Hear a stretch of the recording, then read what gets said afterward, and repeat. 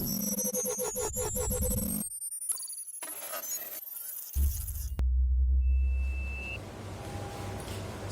warahmatullahi wabarakatuh. Nama saya Muhammad Ibrahim, stambuk R551191107.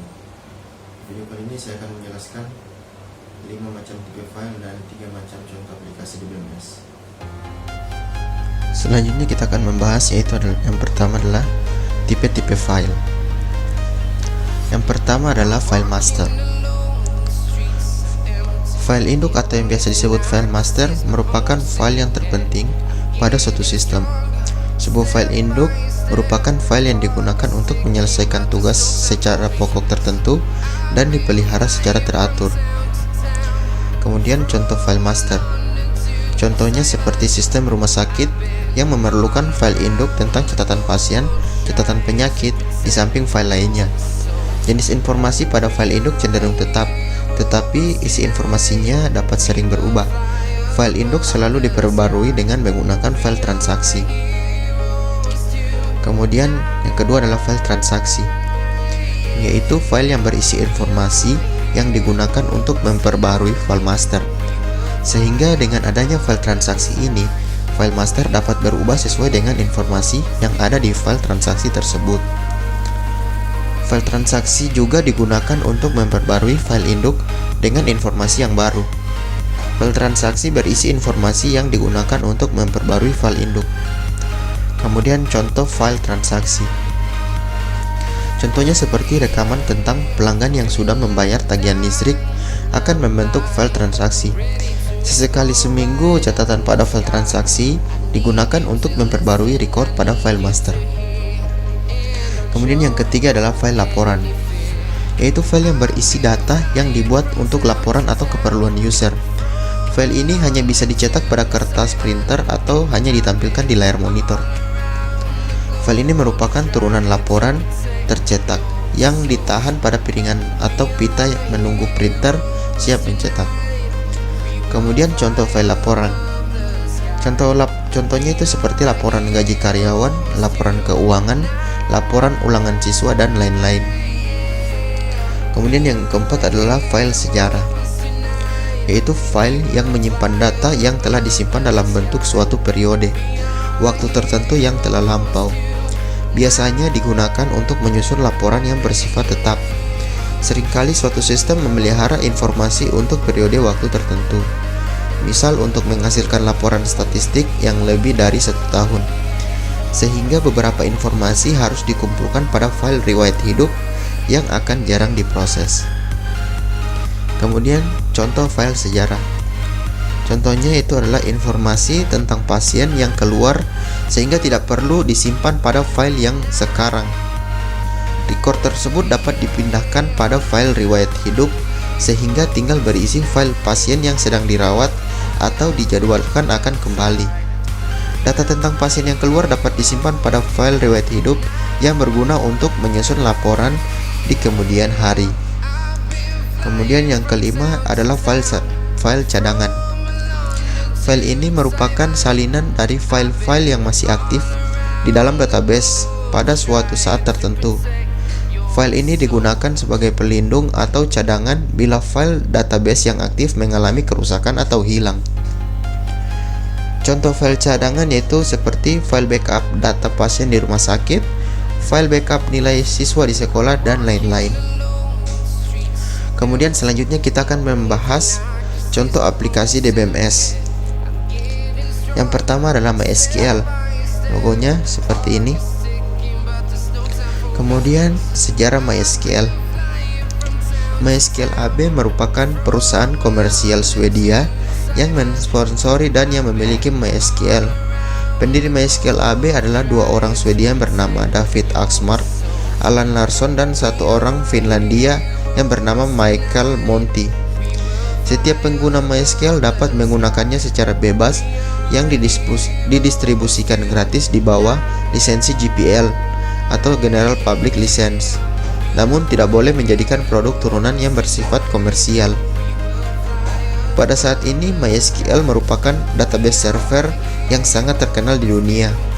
Semua itu tak lain karena bahasa dasar yang digunakan untuk mengakses database yaitu SQL, atau struktur query language. Pertama kali diterapkan pada sebuah proyek riset pada laboratorium riset San Jose, IBM yang bernama System R. Kemudian SQL juga dikembangkan oleh Oracle, Informix, dan Sybase. Dengan menggunakan SQL, proses pengaksesan database lebih user-friendly dibandingkan dengan yang lain. Misalnya DBase atau Clipper karena mereka masih menggunakan perintah-perintah pemrograman murni. Kemudian kelebihan MySQL. Adapun kelebihan MySQL dalam database ini adalah free atau gratis sehingga MySQL dapat dengan mudah untuk mendapatkannya. MySQL stabil dan tangguh dalam pengoperasiannya. Kemudian MySQL mempunyai sistem keamanan yang cukup baik. Kemudian sangat mendukung transaksi dan mempunyai banyak dukungan dari komunitas. Sangat fleksibel dengan berbagai macam program.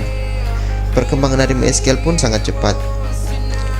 Kemudian kekurangan MySQL adalah kurang mendukung koneksi bahasa pemrograman seperti Visual Basic atau biasa kita kenal dengan sebutan VB, FoxPro, Delphi, dan lain-lain. Sebab koneksi ini menyebabkan field yang dibaca harus sesuai dengan koneksi dari bahasa pemrograman visual tersebut. Data yang dapat ditangani belum besar dan belum mendukung windowing function. Kemudian selanjutnya adalah Oracle. Logonya seperti ini. Kemudian sejarah Oracle. Oracle merupakan salah satu vendor software yang banyak bergerak di bidang DBMS yang saat ini kurang lebih 40 tahun berdiri.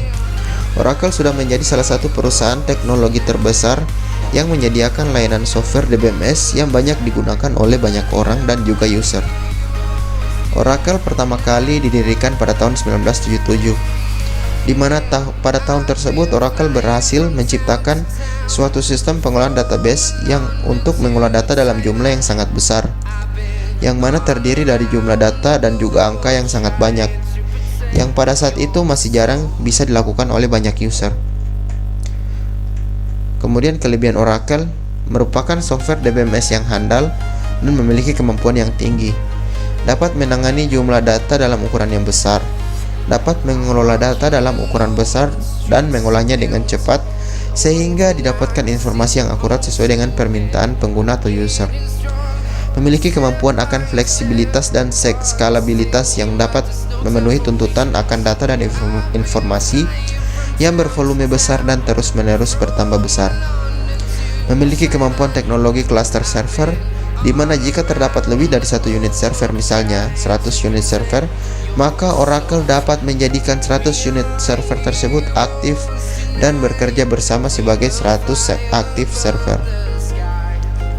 Memiliki kemampuan untuk manajemen user dan tiap user bisa diatur hak akses terhadap suatu database oleh database administrator. Bisa berjalan pada lebih dari satu platform sistem operasi. Pemrosesan data yang sangat cepat dan open source.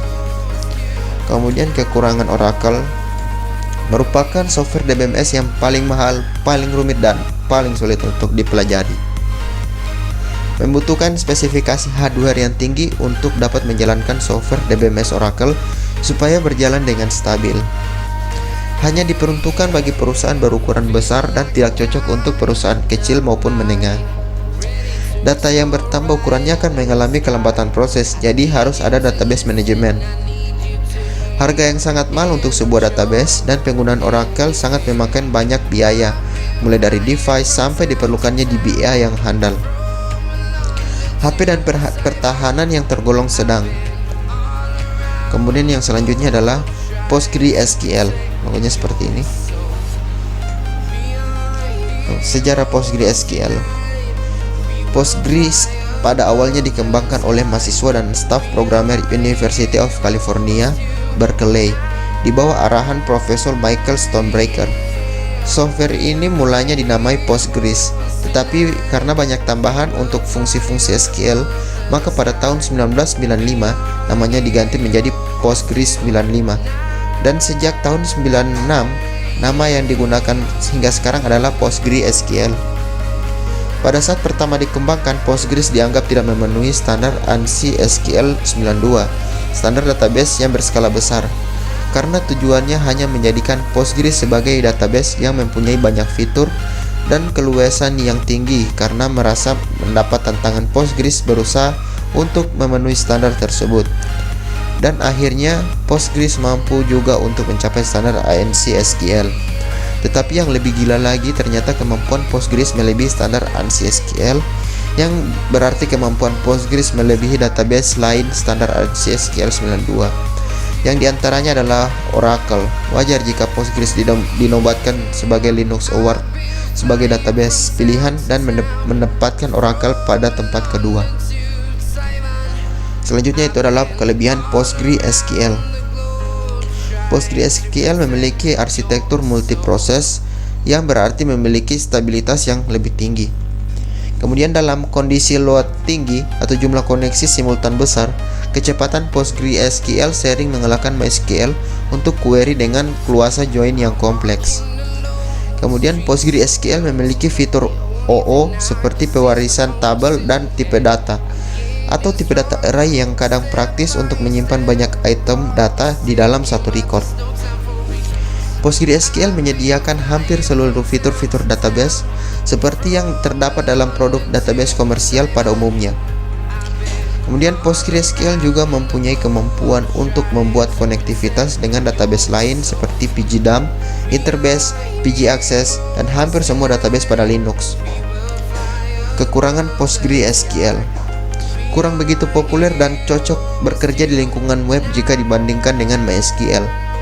Kurang fokus dalam hal kelangsingan dan kecepatan. Arsitektur dengan multiproses ini sulit diterapkan ke Windows sebab Windows amat thread oriented. PostgreSQL saat ini bisa dijalankan di Windows tapi melalui lapisan emulasi atau Chainwin. Kurang unggul dalam hal ketersediaan fungsi built-in. Replikasi di PostgreSQL sendiri belum disertakan dalam distribusi standarnya. PostgreSQL sendiri terbatas, hanya bisa melakukan penambahan kolom, penggantian nama kolom, dan penggantian nama tabel. Oke, sekian dari penyampaian dari saya. Jika ada kesalahan kata dan saya mohon maaf. Terima kasih. Assalamualaikum warahmatullahi wabarakatuh.